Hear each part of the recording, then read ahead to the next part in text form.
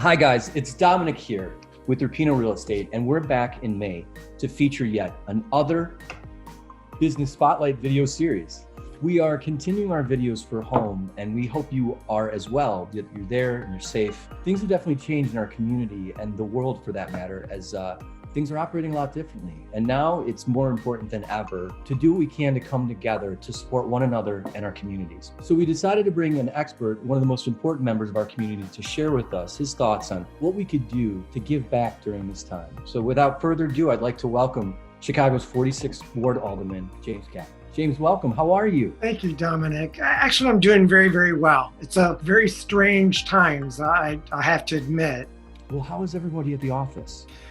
We have daily meetings. It's all by Zoom now. It's not bad. I enjoy the face-to-face, but I think we may start doing some of this. This is a good thing. Yeah, it is good. We're doing a lot more of it too for our business. It's healthier, it's safer. It's not as personal maybe in some ways as being in person, but you already touched upon our next questions. How are things operating differently at the office? Aside of Zoom, is there anything else different? Actually, our office is closed except for donations. We're doing a drive for people donating masks. That's so important now. So we're having organizations donate masks, and we'll be giving them to the city for hospitals and nursing homes. We'll also be helping individuals who have a very difficult time finding a mask. We'll help get them and even deliver them. Would phone call be best or email for people? It's either way. The neat thing about technology, when people call the number 773-878-4646,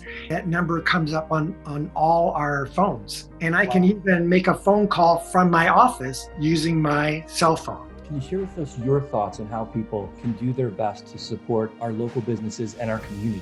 This is a time where we can expect between 40-60% of some of our businesses may go under. I believe that all those who are fortunate enough to have a steady income, they need to step up to the plate. I'm one of those people, and we need to make sure that we shop at our local businesses, especially our local restaurants. They are really getting hit hard. Yeah, and I've heard the statistics and multiplier that when you shop local, it's much different as the amount of money that stays in your community. But then when you shop locally from a locally owned business, maybe even like a mom and pop, that it much more stays in our community that way. I think around 70% of the money you spend at one of these places that are local, it stays in the community. And the other interesting thing about the Uptown community is close to half of the small businesses owners, they live right in the community. Wouldn't that be very high for the city of Chicago? I don't think it's extraordinarily high. That says something about our community. Well, and that says something about the leadership in our community. So thank you for that.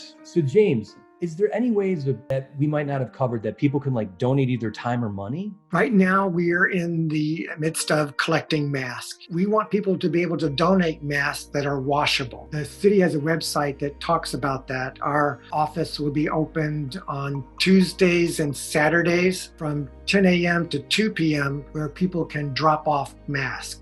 But for those people who just don't know how to make a mask, they can donate money to Refugee One. Employs people to create these masks. Many of them are refugee women. So donating money to Refugee One allows Refugee One to donate masks back to the community. And they employ refugees. It's a win-win for everyone. It's refugee, REFUGEEONE. But we also need volunteers. Nursing homes are hard hit right now. Homeless shelters are also having an extraordinarily difficult time with staffing issues. And we need people to step up and to be volunteers. If anyone gets my newsletter, towards the bottom, it talks about how they can volunteer using their own expertise, their own special gifts. And there's a link, connect with organizations that desperately need their help. Thank you for sharing, because we all need to pitch in, and it's been said many times, it's worth saying, we got to get through this together. So you joining us for this is a big push towards that and everything else that you're doing in our community. Speaking of our community, can you share with us what are some of your favorite aspects or components about living in this neighborhood? I remember very clearly once I had my little brother George visit. We were walking to our house, and we ran into some friends of mine from Nigeria, Nigerian women in their native dress. I just loved showing that off. Uptown, we have 92 different languages spoken in this community. It's the most diverse in the city. And to have all these different people from all these different countries here, it's fun to show off.